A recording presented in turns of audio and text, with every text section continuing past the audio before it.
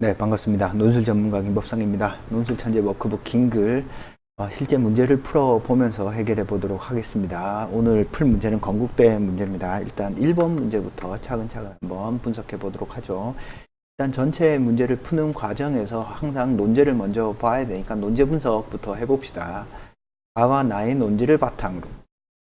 자, 바탕으로 한다라고 할 때 제가 누누이 강조하지만 바탕으로 해야 될 것들을 어떻게 하라고요?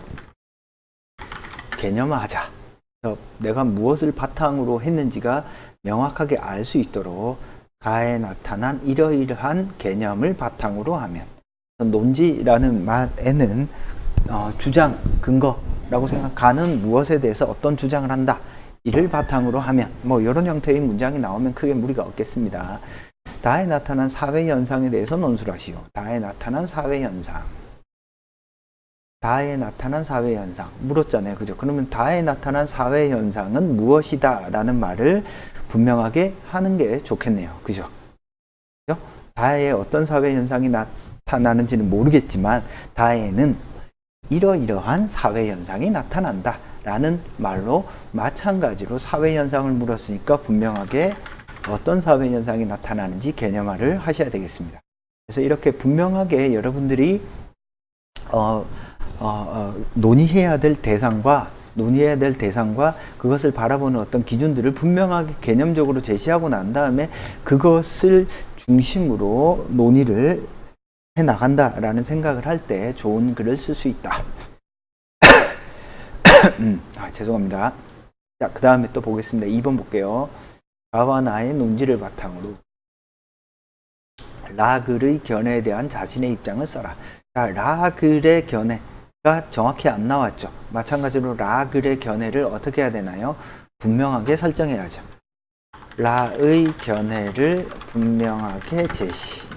자, 견해를 단순히 제시할 때 어떤 주장을 한다만 찾는 것이 아니라 그러한 견해를 뒷받침하는 이유, 근거, 기준까지 찾아야 한다. 자, 만약에 뭔가 못 찾으면 어쩔 수 없지만 찾을 수 있다면 찾는 것이 라는 이러이러한 이유, 근거, 기준에서 어떤 주장을 펴고 있는데 가나를 바탕으로 하면 그 주장이 타당하다, 타당하지 않다 이렇게 나올 수 있겠네요.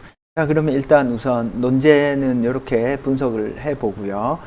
결국에는 얼마나 정확하게 글을 쓰느냐가 핵심적인 관건이다. 논지의 요구사항을. 자, 그리고 1번과 2번이 모두 공통적으로 가나의 논지를 바탕으로 쓰게 되어 있죠. 그죠? 1번, 2번에 모두 공통적으로 걸려 있잖아요. 그죠? 가나가 모두 공통적으로 걸려 있죠. 따라서 가나를 정확하게 독해하는 게 아주 중요합니다.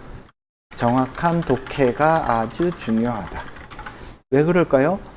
일단 가나, 학교가 보고 싶은 건 가나를 정확히 이해하고 그걸 토대로 다와 라에 대한 것들을 논술에 낼 수 있는지를 보고 싶은 거예요. 그러면 가나를 얼마나 정확하게 독해하느냐가 아주 중요한 어떤 포인트가 될 가능성이 높겠네요. 자, 그리고 시간 배분을 한번 봅시다. 120분이에요. 그러면 어떻게 배분을 하면 될 것 같아요? 어느 정도 배분하면 될까요? 50분, 70분. 뭐, 이 정도 배분하시면 크게 무리가 없습니다. 50분, 70분. 그리고 특히 이제 1번 문제에서 가나가 엮여 있기 때문에 그 정도 배분해서 쓰시면 크게 무리가 없겠다. 그러면 어떻게 하라고요? 항상 분석하는데 절반. 그러면 25분 분석, 25분 쓰기. 그죠?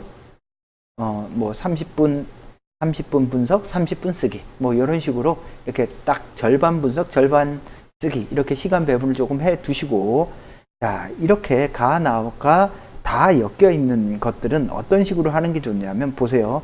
가나로 다를 설명할 때, 가나로 라를 설명할 때, 논술할 때 어떻게 달라지는지, 이 달라지는 구별되는 지점들을 다 살펴보고 글을 써야 되기 때문에 1번, 2번을 다 구성을 해 놓고 나서 글을 써도 괜찮습니다.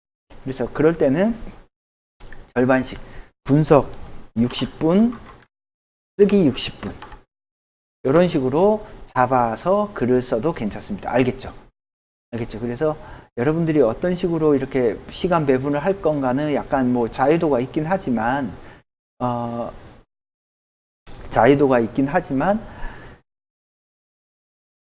학교 측 의도, 그리고 내가 문제를 풀어가는 순서에 따라서 조금 달라질 수 있습니다. 제가 왜 이 말을 하냐면, 건대는 문제가 약간 스타일이 1번에서 이렇게 가나를 통해서 달을 하라고 이런 형태로 나올 때도 있지만, 가나를 통해서 달을 어떻게 하라고 나오는 문제가 2번 문제와 아예 관련이 없는 문제도 있습니다. 건대는 이때까지 기출 문제들을 보면, 따라서 여러분들은 어떻게 하셔야 되냐, 앞에 거 연결될 때와 뒤에 게 별도의 문제일 때와 이게 완전히 연결된 문제일 때는 접근하는 방식을 조금 달리 하는 것이 좋다. 그래서 연결된 문제일 때는 한꺼번에 구성을 하고, 연결되지 않은 문제일 때는 따로따로 시간 배분을 하는 것이 좋겠다라는 뜻입니다. 자, 알겠죠? 그러면 1번부터 차근차근 풀어봅시다. 일단 우리가 설명해야 될 것은, 논술해야 될 것은 다의 사회 현상입니다. 자, 그러니까 우리는 뭐부터 봐야죠? 다부터 한번 보죠. 다에는 도대체 어떤 사회 현상이 나타나는지를 한번 봅시다. 다를 보시면 대형 마트 및 전통 시장의 점포의 숫자입니다. 점포의 수. 가게 수가 얼마나 됐냐? 대형 마트는 163, 98, 232, 25, 276, 307, 342. 2009년에서 2014년 가는 동안 대형마트 수는 점점 늘어나고 있는 추세를 보이네요. 그죠? 반대로 전통시장의 점포 수는 37, 35, 32, 29, 26, 23, 2. 자, 대형마트가 늘어나는 거에 반비례해서 전통시장은 이렇게 추세적으로 어떻게 되고 있다? 감소하고 있다. 그죠? 그래서 따라서 서로 어떤 반비례적 관계에 있다라고 볼 수 있겠네요. 그죠? 상호 경쟁 관계에 있네요. 대형마트와 전통시장은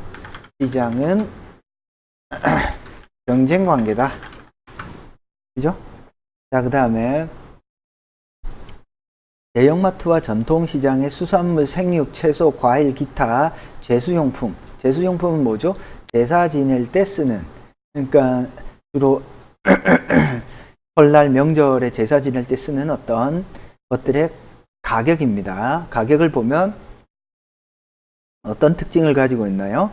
대형마트가 전부 다 전통시장보다는 높네요. 저는 이제 용인에 사는데, 제 사무실이 용인에 있고 용인시장 근처입니다. 그래서 용인시장 가끔 가는데, 뭐 제가 사는 동네도 이마트도 있고 그런데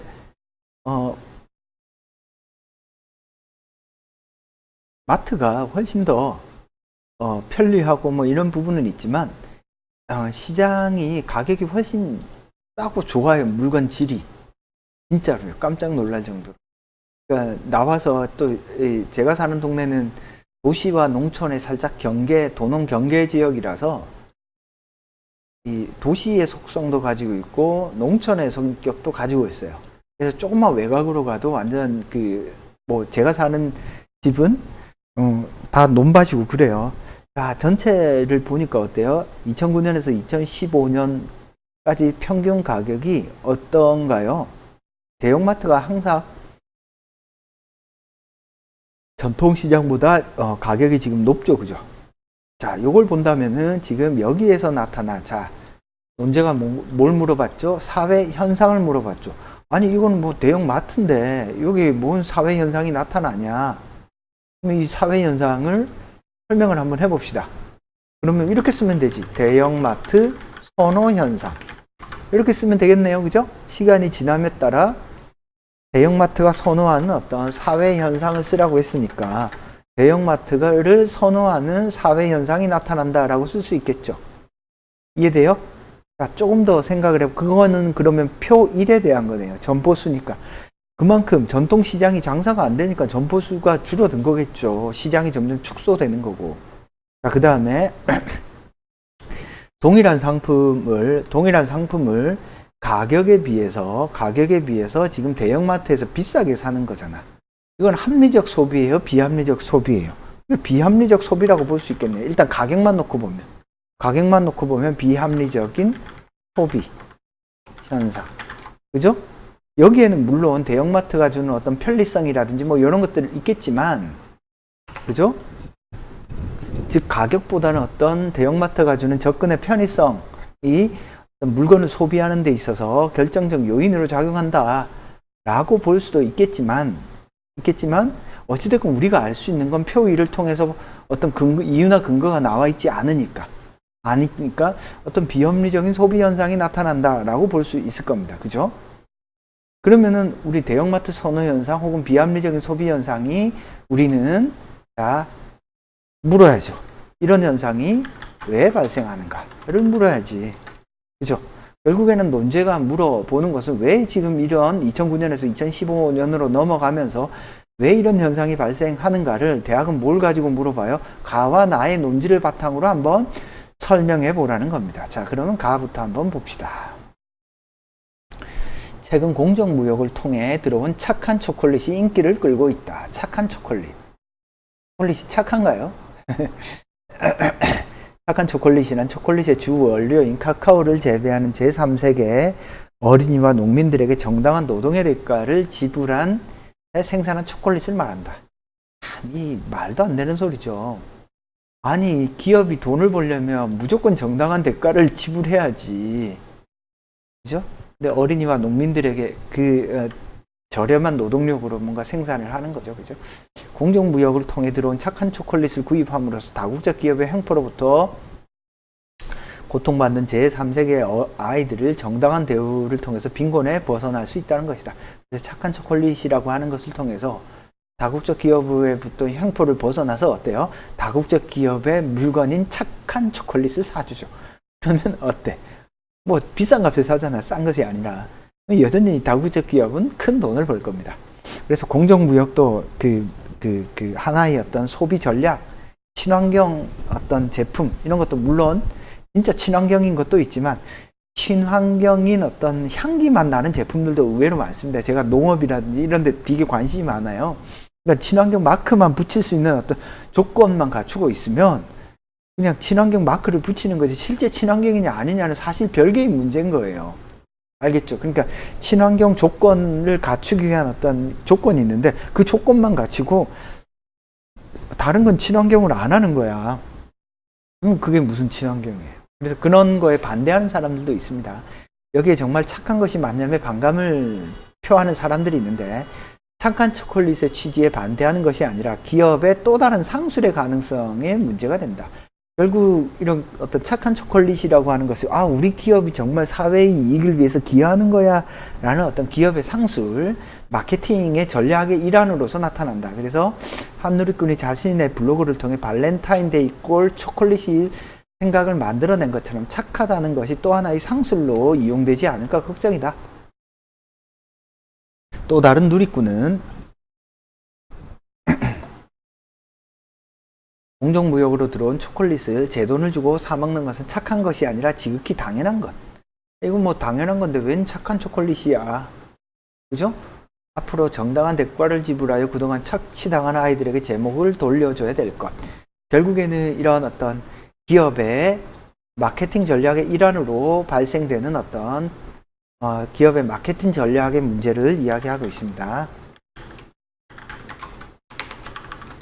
그래서 공정무역 또한 공정무역, 착한 초콜릿 이런 것들이 겉으로 드러나는 뭔가 멋있어 보이는 전략인 것 같지만 까놓고 보면 마케팅 전략에 불과하다라고 이야기하는 것이 지금 가가 말하고자 하는 어떤 핵심이네요.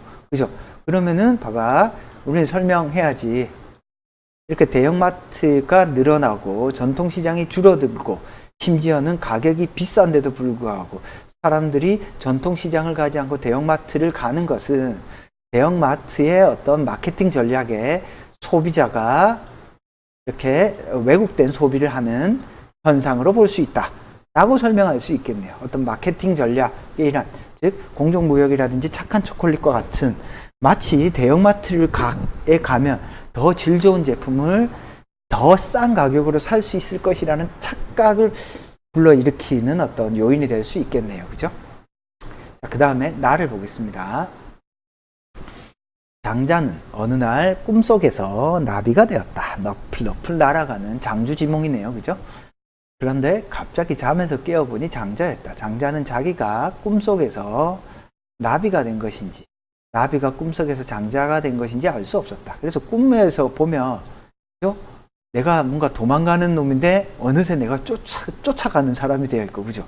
내가 막 쓰러져 있는데 어느새 내가 뭔가 날아가고 있고 막 그렇잖아요, 그죠? 그래서 호전몽에 대한 이야기네요. 장자는 나비 꿈을 회고하면서 꿈과 현실의 경계, 그리고 자신이 누구인지 단정하기란 쉽지 않다고 생각했다. 이는 나비 또는 장자의 관점에 고착되어 생각하는 것은 작은 관점에서 벗어나 큰 관점을 획득함으로써 현실과 자신에 대한 인식을 새로운 차원으로 확장해 나간다. 결국에는 장자가 이런 호전몽을 통해서 보면 우리가 어떤 관점에 처해 있느냐에 따라서 세상을 정말 다르게 본다라는 겁니다. 자, 예를 들어 볼게요. 여러분 수험생이죠. 수험생의 눈으로 세상을 볼 때와 어른의 눈으로 세상을 볼 때, 남성의 눈, 그죠? 부모의 눈, 그죠? 여성의 눈으로 세상을 볼 때 정말 다른 게 보입니다. 그죠? 모자장수의 눈에는 사람의 머리만 보이겠죠. 미용실을 운영하는 미용사의 입장에서는 사람의 어떤 헤어스타일만 보일 겁니다. 그죠? 그래서 이런 다양한 사람들의 관점을 획득함으로써 내 관점이 가진 한계를 깨닫는 것을 보여주는 이야기로서 이 화자는 장자의 호전몽을 읽었다라고 볼 수 있겠습니다. 자, 그 다음에 조금 더 보겠습니다. 장자가 큰 관점을 획득하는 과정에서 작은 관점들에 대한 회의가 동반된다. 장자는 호전몽을 통해 삶이 꿈과 얼마나 다른지에 대해 반문함으로써 작은 관점들에 대해 회의한다. 그러니까 이게 내가 사실은 정말 좁은 관점에 있었구나. 이러한 회의 때문에 장자의 큰 관점이 결국 인식론적 회의주의로 귀결되는 것이 아니냐는 의문을 불러오기 쉽다. 인식론적 회의주의 무슨 뜻이에요? 인간이라고 하는 존재는 나약한 존재이기 때문에 이 세상에 진리는 없다. 그래서 인식론적 회의주의라고 하는 것은 모든 것은 상대주의다. 모든 것은 상대주의로밖에 귀결될 수밖에 없다를 이야기하는 거죠. 쉽게 이야기하면 네 말도 맞고 내 말도 맞다. 그래서 중립적 스탠스를 취하는 어떤 대부분 사람들이 취하는 모습들이 인식론적 회의주의입니다. 정말 나쁜 생각이죠. 왜 나쁘냐면요. 야, 네 말도 맞고 내 말도 맞고 그건 뭐 하자는 거예요? 아무것도 하지 말자라는 소리입니다. 즉 지식인들이 이런 입장을 취할 때는 정말 사기꾼이라고 생각을 하셔야 돼요. 인식론적 회의주의는 왜? 현실의 구체적인 문제에 대한 대안을 제시해 주지 않습니다. 구체적인 실천적 문제. 네 말도 맞고 내 말도 맞지만 어떤 말이 그나마 더 맞고 덜 맞는지 치열하게 치고받고 싸워서 조금이라도 바람직하고 조금이라도 괜찮은 방향으로 우리는 선택하고 실천해야 돼요. 자, 여러분들이 입시를 공부를 합니다. 학생부 종합으로 가는 것도 맞고 논술로 가는 것도 맞아. 수능도 열심히 해야지. 뭔 소리예요? 개소리지. 무슨 말인지 알겠죠? 그러니까 우리 인간이라고 하는 존재는 어떤 특정한 상황에서 특정한 선택을 끊임없이 해야 되는 존재이기 때문에 인식론적 회의주의에 빠져서 상대주의에 빠져서는 그 어떤 것도 실천할 수 없습니다. 따라서 인식론적 회의주의에 빠져있는 지식인보다는 지금 당장 내가 해야 될 것들을 꿋꿋이 하는 사람들이 훨씬 더 발전적인 사람이다라고 보시면 되겠습니다. 인식론적 회의주의에서 확실성을 가진 지식이란 성립할 수 없다. 그렇죠? 확실성을 가진 지식은 없다고 하더라도 잠정적으로 확실한 것들은 찾아야지. 하지만 그러한 회의주의는 자신의 회의주의적 주장마저 회의한다는 점에서 자기 모순에 직면한다. 그렇지만 장자는 논리적으로 자기 모순을 범할 만큼 극단적 회의에 이르지 않고 작은 관점에 대한 이의제기를 통해 얻게 되는 큰 관점을 지지한다. 그래서 내가 이렇게 좋게 생각했다 라고 생각을 하죠. 그래서 예를 들어서 장자가 얘기하는 무용지용 같은 거 보면 야, 이거 쓸모없어. 야, 그렇지만 더 큰 관점에서 생각해 보면 이 쓸모가 없는 나무가 오랫동안 자라서 우리에게 그늘을 만들어 주잖아. 박이 너무 크게 자랐어. 쓸모가 없잖아. 근데 관점을 바꿔서 더 큰 관점에, 야, 그걸 왜 그냥 박으로만 쓰니 잘 만들어서 배로 쓰면 되지라고 큰 관점을 제시하죠. 그죠? 그런 장자에서 회의는 큰 관점을 얻기 위한 어떤 보조적인 역할을 하는 것이다. 그죠? 보조자의 역할을 하는 것이다. 자, 이러한 맥락에서 지금 다에 나타난 사회현상, 대형마트 선호현상, 비합리적인 소비현상을 설명하면 어때요? 단순하게 지금 가의 논리로 보면, 가의 논리로 보면 사람들이 어떻게 하는 거예요? 가를 보면은 사람들이 그냥 기업의 마케팅 전략에 따라서 바보 멍청이처럼 소비한 것처럼 보이나, 나의 관점, 이걸 좀 더 큰 관점으로 보면 지금 이러한 현상은 사람들이 어때요? 사람들이 가격보다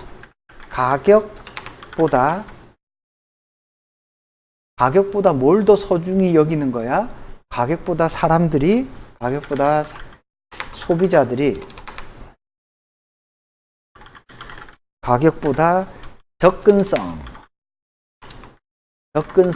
편리성, 그리고 어떤 상품에 대한 신뢰성, 안정성 등을 더 중요시 여기는 것을 보여주는 어떤 사회적 현상이다라고 볼 수 있겠습니다.